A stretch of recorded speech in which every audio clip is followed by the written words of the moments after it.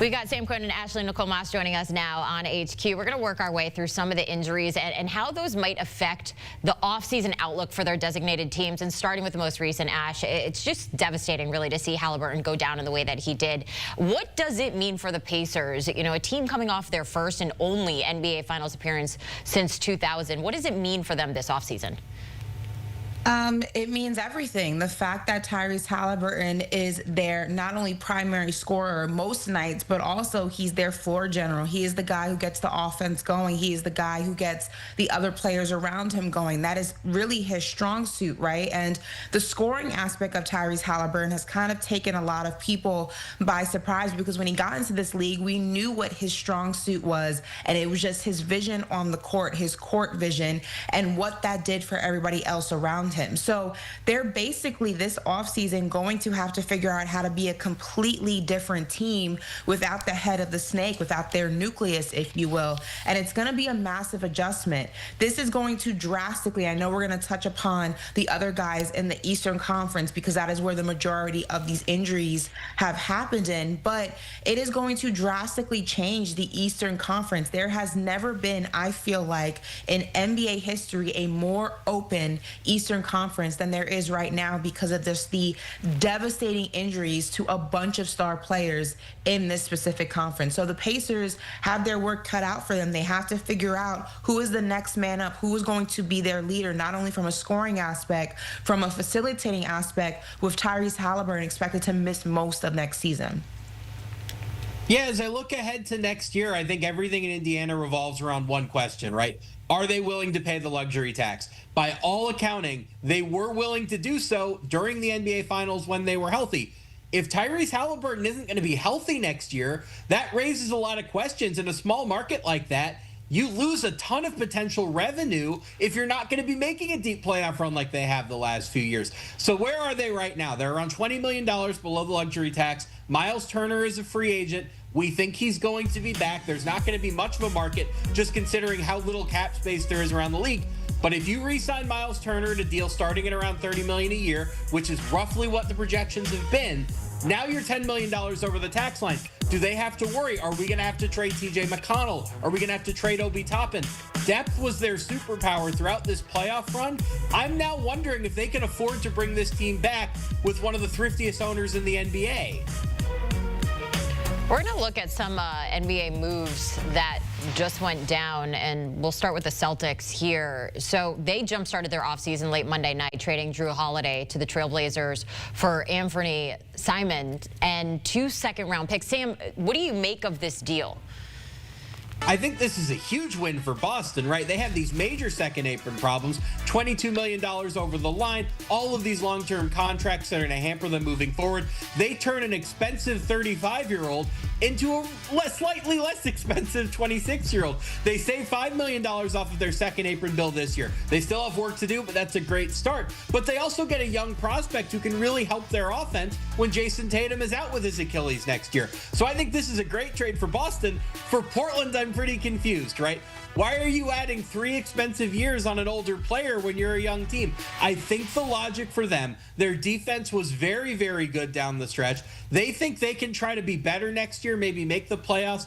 Adding Drew Holiday's going to help the defense. He's going to be a perfect mentor to your young guards, right? Scoot Henderson, Shaedon Sharpe. These are lottery picks that Portland has invested a lot in. Now they get to put them in the starting lineup. Anthony Simons is gone. The usage is available there. But still, it seems like a very high price to pay for me, considering where they are in their rebuilding trajectory. Ash, you were talking about just the injuries and how open the Eastern Conference is right now, and watching Halliburton's injury was just painful. Another one that was hard to watch was Jason Tatum going down.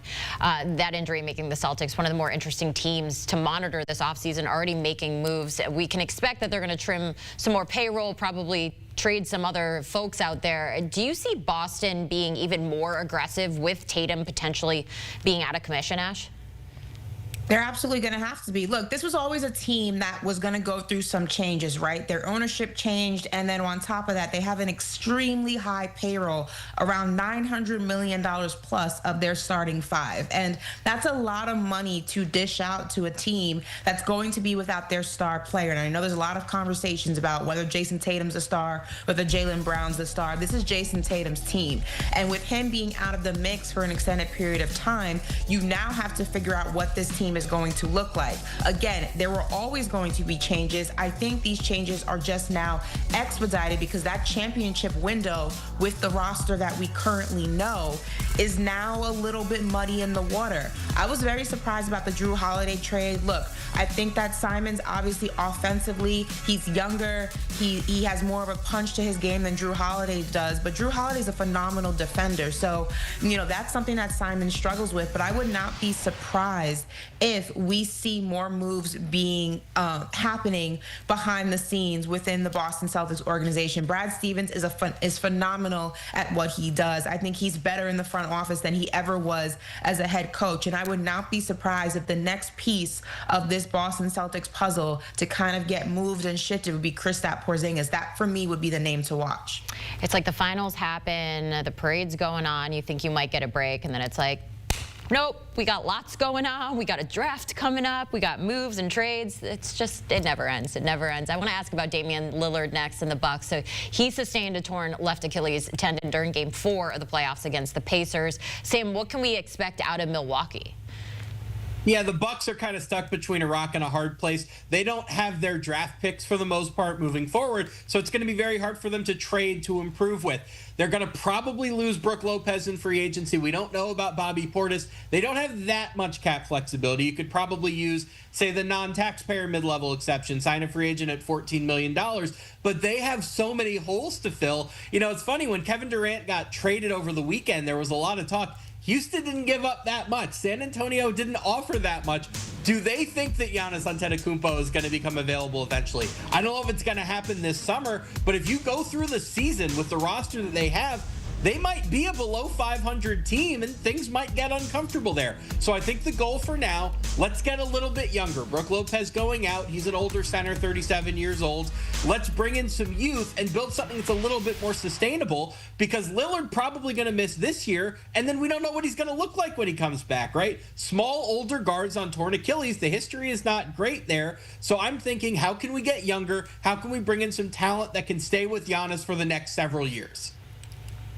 Yeah, a lot of great points from Sam. The biggest question is Giannis, right? I think even if Dame wasn't injured, we always knew he was coming back. He was opting in. But now with him being injured, we already know how thin that roster was when you got past Dame and Giannis, which is part of the reason why the Milwaukee Bucks didn't go further in the playoffs, because it was just so heavily centric on Giannis being everything for this team, right? And the Kuzma trade didn't really move the needle in the way that maybe the Bucks thought, or maybe they thought with a healthy Dame Giannis combination it would look a lot better. But here's the reality of the situation. Damian Lillard is going to miss a substantial amount of time. Yes, he currently is in a walking boot. We love to see that, but he's also not a 21-year-old kid. There's a lot more rehab that goes into an Achilles rehabilitation when you're of a certain age than it would if you were younger.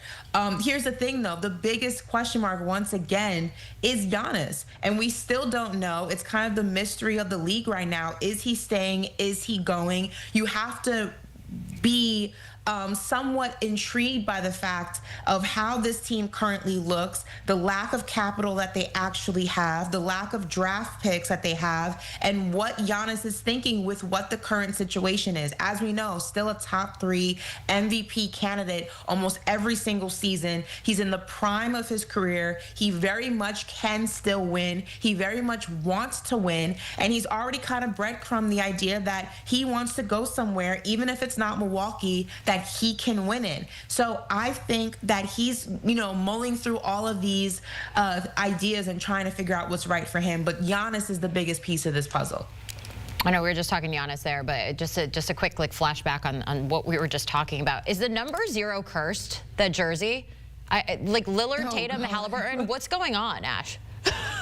I saw that graphic and it was insane. That's crazy. I didn't even realize. It. I don't think the number 0 is cursed, but it is a very high coincidence that 3 of the Achilles injuries and all of them being in the Eastern Conference all wore the same number.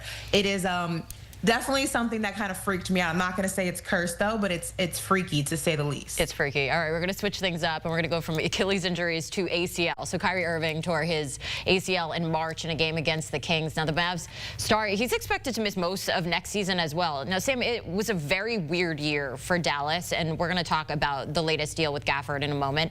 But this Irving injury, what can we expect from Dallas this offseason?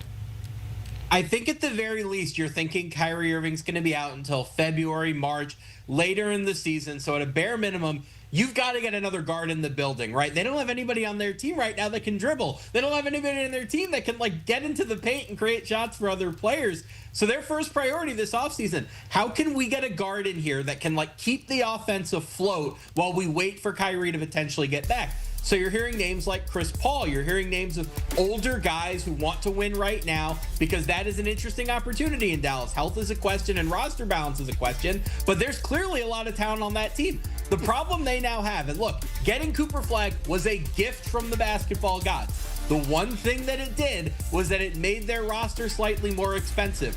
Right now, they're pressing up against the second apron.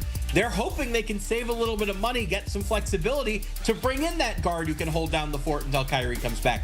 Ironically enough, Kyrie Irving is positioned to help them with that. He has a player option. The deadline for him to make his decision is today.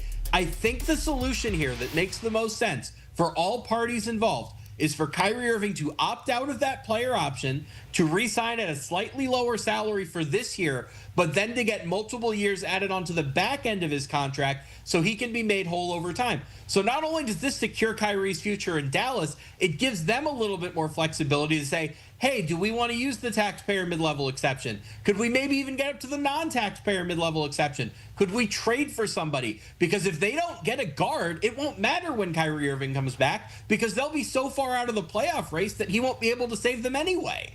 You tell him, Sam. You tell him. Yeah, go out there and get a guard. All right, the Mavs did do some moves, or actually just paid some guys. They gave Daniel Gafford a 3-year, $54 million extension. Ash, the deal will keep Gafford with the Mavs through the 2028-29 season. Do you like it?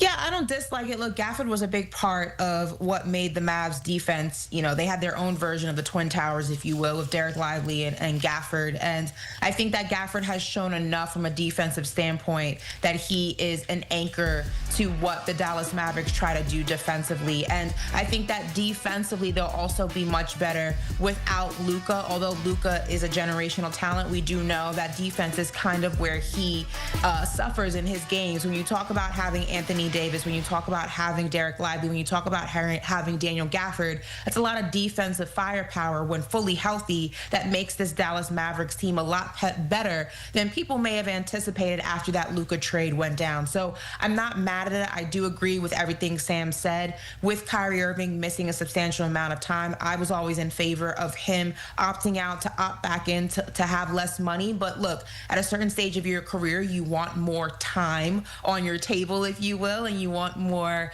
commitment for your amount of time, especially when you're at the end of your career with a certain franchise. I think that Kyrie's reasonable enough to make that happen. But to Sam's point, the basketball gods bless this Dallas Mavericks team because after trading away Luka, you could have been in a deeper hole of trying to make this team work. And you got Cooper Flag less than, 48 hours away from making that happen.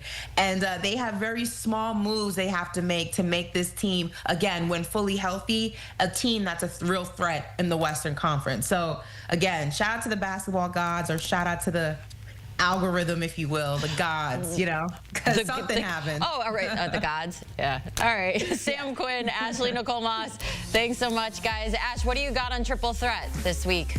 A lot of trades went down, Jenny. We're gonna break those down, and one of them is by the name of Kevin Durant. I don't know if you've heard of him.